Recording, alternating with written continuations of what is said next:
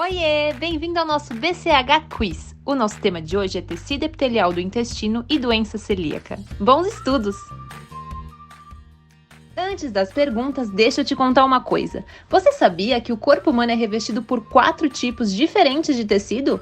É o epitelial, conjuntivo, muscular e nervoso. Esses tecidos são grupos de diferentes células em que cada uma tem um papel bem específico. Para começar as perguntas, vamos escolher qual tecido a gente vai estudar. É o tecido epitelial de revestimento. É ele que reveste o interior do nosso intestino, que é o nosso tema de hoje. Rodada inicial, round 1. A primeira pergunta é: os tecidos epiteliais de revestimento apresentam células em uma única camada e são responsáveis pelo revestimento das superfícies internas do corpo? Sim ou não?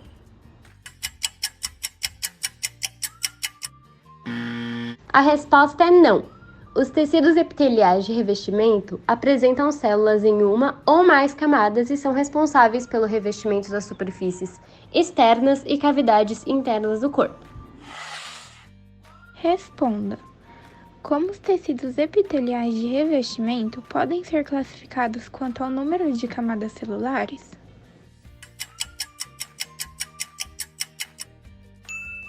São classificados como simples, estratificado e pseudoestratificado. Agora, complete os espaços.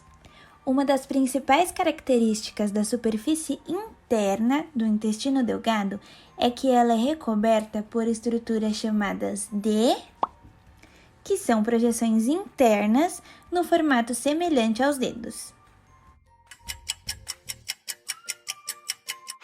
Se você pensou em vilosidades, você acertou!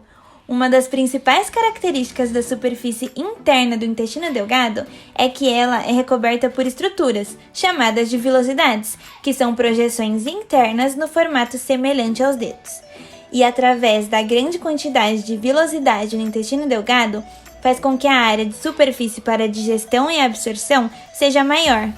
Além das vilosidades, as próprias células que revestem o epitélio do intestino delgado possuem microvilosidades, que são projeções microscópicas, já que estão nas próprias células.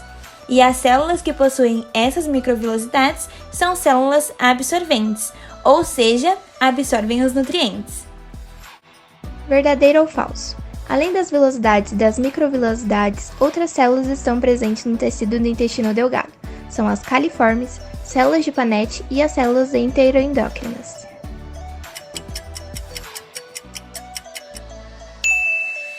A afirmação está correta. Essas outras células também fazem parte do tecido do intestino delgado e cada uma tem sua função, sendo a das células caliciformes produzir muco. A das células de Paneth é a que elas são capazes de fazer fagocitose e secretam uma enzima antibactericida chamada lisocima. E a das células enteroendócrinas é secretar 3 hormônios: a secretina, que inibe a secreção do suco gástrico e estimula a secreção do suco pancreático, a colecistoquinina, que inibe o esvaziamento gástrico e estimula a secreção do suco pancreático e da bile, e o peptídeo inibitório gástrico, que estimula a liberação da insulina e torna o esvaziamento gástrico mais lento. Rodada específica, round 2. Nessa segunda rodada, vamos falar sobre o efeito da doença celíaca no tecido epitelial de revestimento do intestino. Agora responda, sim ou não. A doença celíaca é autoimune desencadeada pela ingestão de cereais que contêm glúten por indivíduos geneticamente predispostos. Ela se manifesta por meio do contato da gliadina com as células do intestino delgado, provocando uma resposta imune a essa fração com a produção de anticorpos. Sim, a afirmação está correta. Clinicamente, os sintomas são caracterizados por má absorção de início precoce, dos 4 aos 24 meses de idade, com perca de peso, diarreia e desnutrição. Já na maioria dos adultos, os sintomas gastrointestinais são inespecíficos e vagos. Apresentam-se geralmente com alteração da consistência das fezes, constipação intestinal, distensão abdominal pós-brandial, cólicas, náuseas e vômitos. Agora uma questão de múltipla escolha. Analisando as imagens ao lado, podemos dizer que elas representam respectivamente células do intestino delgado em qual condição? A.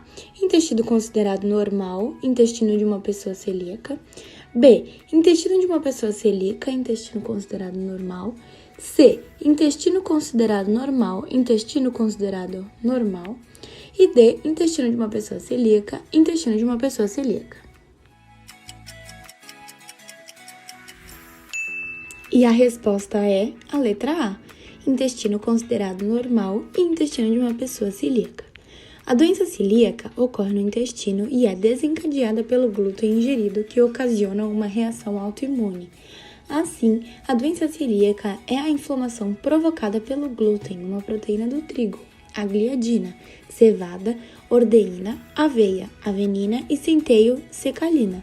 Esse processo inflamatório que ocorre na parede interna do intestino delgado leva à atrofia das vilosidades intestinais, gerando a diminuição da absorção dos nutrientes.